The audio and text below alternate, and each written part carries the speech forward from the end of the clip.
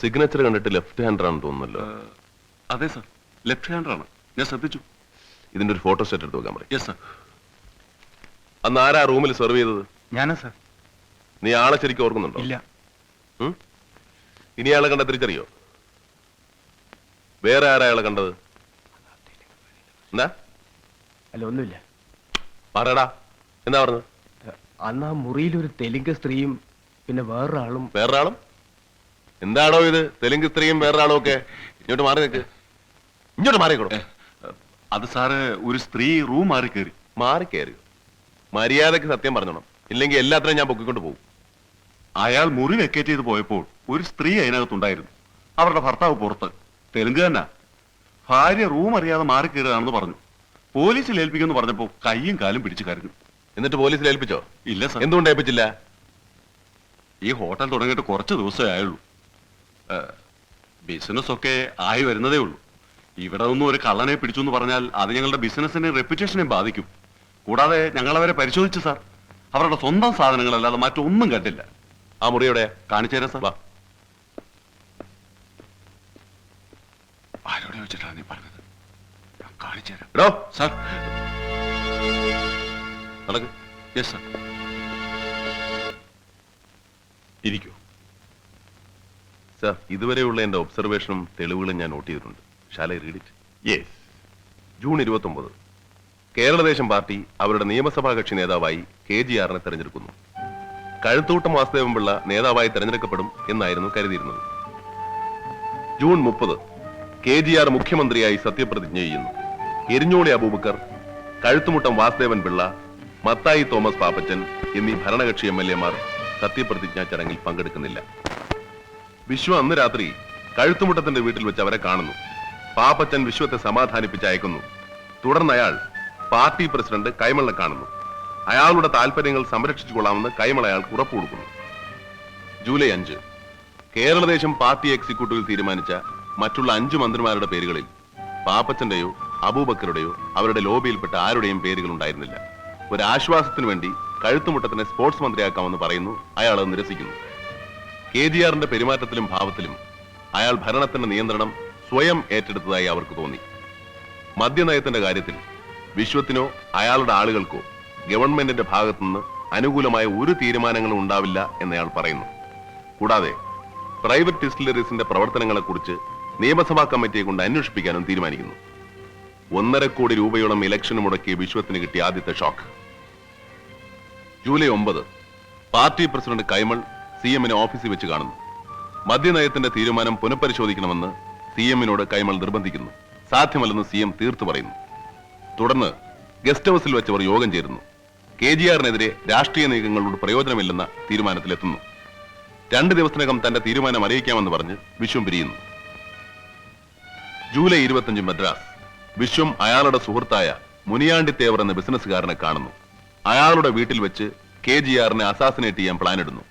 അയാളുടെ ലിസ്റ്റിൽപ്പെട്ട ഒരു വാടക കുലാളിയോ സഹായം അഭ്യർത്ഥിക്കുന്നു. ഇപ്പോൾ ആ തേവർ എവിടെയാണ്? He is a businessman holding a Malaysian passport and he is a suspected smuggler also. അതിന്റെ ആവശ്യങ്ങൾക്ക് വേണ്ടി അയാൾ മദ്രാസ് സന്ദർശിക്കും. പക്ഷേ മദ്രാസ് പോലീസിൽ അന്വേഷിച്ചപ്പോൾ അറിയാൻ കഴിഞ്ഞത് അവരുടെ പക്കൽ അയാൾക്കെതിരെ വ്യക്തമായ ചാർജ് ഒന്നുമില്ല. അതുകൊണ്ട് ഇന്റർപോളിനോ മലേഷ്യൻ പോലീസിനോ നമ്മളെ സഹായിക്കാനാവില്ല. But I have requested the Crime Branch Headquarters Madras to inform us immediately if this Thevar is found again in Madras. July 28 Gomes എന്ന വാടക കൊലയാളി ഇവിടെ മ്യൂസിയത്തിൽ വെച്ച് വിശ്വവുമായി കണ്ടുമുട്ടുന്നു. CM-നെ അസാസിനേറ്റ് ചെയ്യാനുള്ള പ്ലാൻ ഉറപ്പിക്കുന്നു. ഈ ഗോമസ് എന്നുള്ള പേര് തന്നെ ഫേക്കാണ്. വിശ്വത്തിന് ഇയാളുടെ യഥാർത്ഥ പേരോ ഒറിജിനോ നാടോ ഇപ്പോ താമസിക്കുന്ന സ്ഥലമോ ഒന്നും അറിയില്ല. August 1 hotel jazz room number 712 വെച്ച് 20 ലക്ഷം രൂപ ഇൻ ക്യാഷ് വിശ്വം ഗോമസിനെ ഏൽപ്പിക്കുന്നു. 15 ദിവസത്തിനകം ഗോമസ് എന്ന വാടക കൊലയാളി KGR-നെ അസാസിനേറ്റ് ചെയ്യും. എപ്പോ, എവിടെ വെച്ച്, എങ്ങനെ എന്നുള്ളതിനെ കുറിച്ച് ഈ ലോകത്ത് ആ കൊലയാളിക്കല്ലാതെ വേറെ ആർക്കും അറിയില്ല.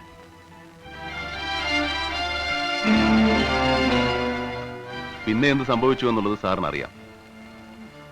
ഈ വിശ്വം ഇപ്പോഴും എവിടെയാണ്? He's under custody. You have done a good work, Mr. Perumal. I hope I will get a good news from you soon. Thank you.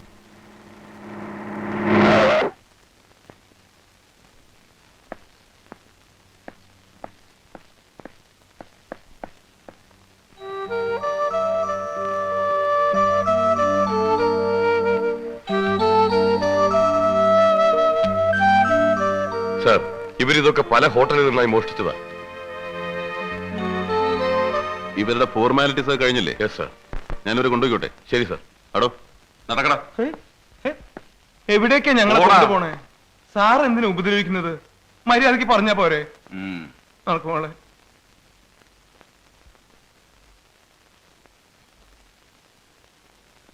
മുറിയിൽ പ്രവേശിച്ചു. ആ ആളും വേറൊരാളും കൂടെ. ആ ആളുടെ കയ്യിൽ ഒരു പെട്ടി ഉണ്ടായിരുന്നു. എന്നിട്ട് എന്ത് സംഭവിച്ചു? അതിൽ ഒരുപാട് രൂപയുണ്ടായിരുന്നു. ആ അയാൾ ആ രൂപ മുഴുവൻ പെട്ടിയോടെ മറ്റേ ആളിന് കൊടുത്തു. എന്നിട്ട് ആ ആളിന്റെ സുഹൃത്ത് 15 ദിവസത്തിനുള്ളിൽ മുഖ്യമന്ത്രി ആവുമെന്ന് പറഞ്ഞു. അയാളെ ശരിക്കും ഓർമ്മയുണ്ടോ? ഇതാണോ രൂപ കൊടുത്തയാള്? അതെ.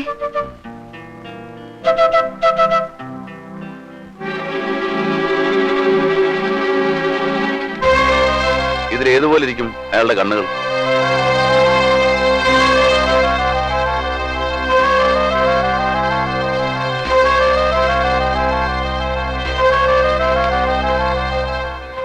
ഇതുപോലെ ഇരിക്കും. E8.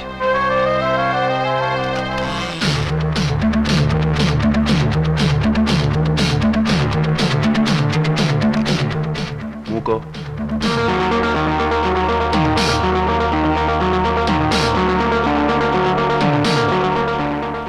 സാർ, മൂക്ക് ഇതുപോലെ ഇരിക്കും.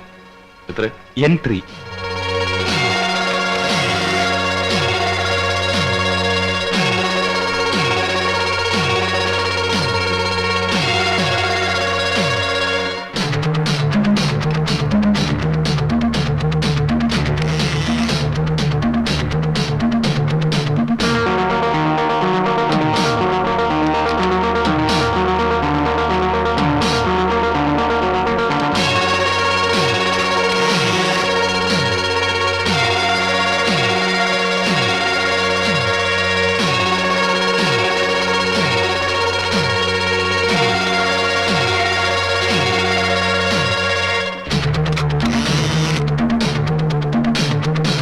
ആ, ആ. ഏതാണ്ട് ഇതുപോലെയാണ് സാർ. ഇത് ഫിനിഷ് ചെയ്തിട്ട് ഒരു ഫോട്ടോ കോപ്പി എടുക്കണം. Yes sir.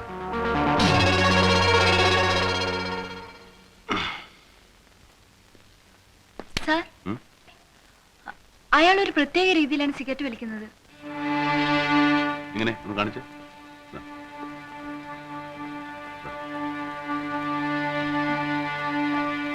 ഇങ്ങനെ പിടിച്ചിട്ട് വലിച്ചിട്ട് ഇങ്ങനെ.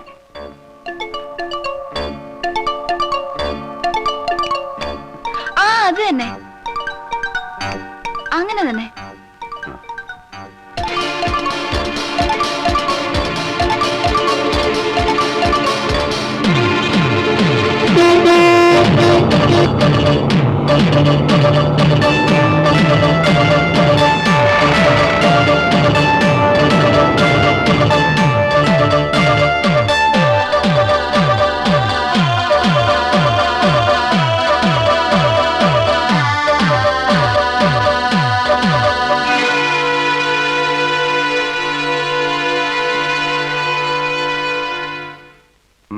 എന്താ?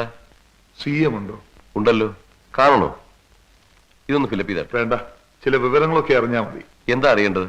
ഞാൻ മാവേലിക്കരയിൽ നിന്ന് വരിക. പേര് സക്കറിയ. അത് ശരി. ബിസിനസ്സുകാരനാണ്. അതിന്റെ കൂടെ ചില സോഷ്യൽ ആക്ടിവിറ്റീസ് ഒക്കെ ഉണ്ട്. അത് ശരി. ഞങ്ങൾ നാട്ടുകാരെല്ലാവരും കൂടെ കൂടി ഒരു അഗതി മന്ദിരം തുടങ്ങാനുള്ള പരിപാടിയുണ്ട്. പ്രായമായവർക്ക് വേണ്ടി ഈ ചെഷയർ ഹോം പോലെ. അപ്പോ അതിന്റെ തറക്കല്ല് അദ്ദേഹം തന്നെ ഇടണമെന്നാണ് ഞങ്ങളുടെ എല്ലാവരുടെയും ആഗ്രഹം. എന്നാ ഡേറ്റ്? ഡേറ്റ് ഫിക്സ് ആയിട്ടില്ല. അദ്ദേഹത്തിന്റെ സൗകര്യം പോലെ എന്ന് വേണമെങ്കിലും ഞങ്ങൾ തയ്യാറാണ്. ഇന്ന് അസംബ്ലി, 4-ന് അസംബ്ലി, 5-ന് അസംബ്ലി, 6-ാം തീയതി. 6-ാം തീയതി വൈകുന്നേരം 6 മണിക്ക് ഇവിടെ ടാഗൂറിൽ എക്സ് സർവീസ്മെന്റ് ഒരു പ്രോഗ്രാം ഉണ്ട്. എവിടെയാ നമ്മുടെ സ്ഥലം? മാവേലിക്കര.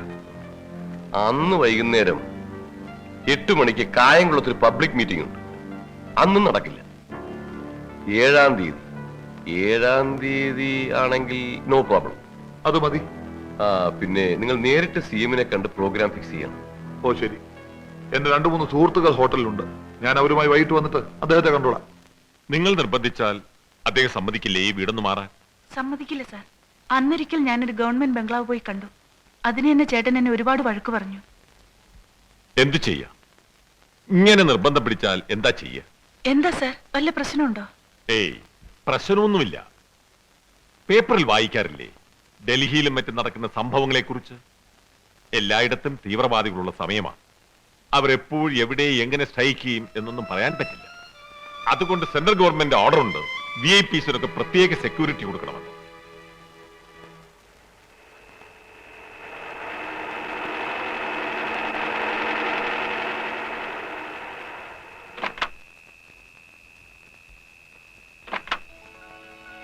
താനെന്താടോ ഇവിടെ?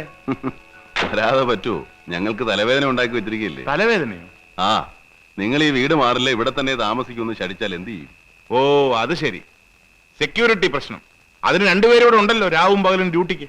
എന്നാലും വെറുതെ ഒന്ന് ചെക്ക് ചെയ്യാന്ന് കരുതി ഇറങ്ങിയതാ. സാറെന്താ ഈ വഴിക്ക് പ്രത്യേകിച്ച്? Nothing sir. പിന്നെ പിന്നെ സെക്യൂരിറ്റിയുടെ കാര്യമാണെങ്കിൽ എനിക്ക് കേൾക്കണ്ട. സാറൊന്ന് നിർബന്ധിച്ചതുകൊണ്ടാ രണ്ടുപേരെ ഡ്യൂട്ടിക്കിടാൻ ഞാൻ സമ്മതിച്ചത്. ഉള്ള ജോലിക്ക് ആളില്ല. അപ്പോഴാ സെക്യൂരിറ്റിയുടെ പേരും പറഞ്ഞ് പോലീസുകാരെ മെനക്കെടുത്താൻ ഞാൻ സമ്മതിക്കില്ല. സാർ, അറ്റ്ലീസ്റ്റ് വീട് സാധ്യമല്ല. What is the problem now? Government ബംഗ്ലാവിൽ താമസിക്കാൻ പറ്റില്ല എന്ന് ഞാൻ അന്നേ പറഞ്ഞതല്ലേ. ഞാൻ വരട്ടെ സാർ. ശരി. താൻ എവിടെ പോകുന്നു? താനവിടെ നിൽക്കണോ? സാറേ, പെരുമാളിന് അത്യാവശ്യമുണ്ടോ? ഇല്ല സാർ. പെരുമാളിന്റെ പഴയ ഒരു സുഹൃത്താ. We were college mates. ഒരുപാട് നാളുകൾക്ക് ശേഷം ഞങ്ങൾ ഇപ്പോഴാ കാണുന്നത്. You meet me in the office tomorrow morning. Sir, പാടോ പോലീസ്.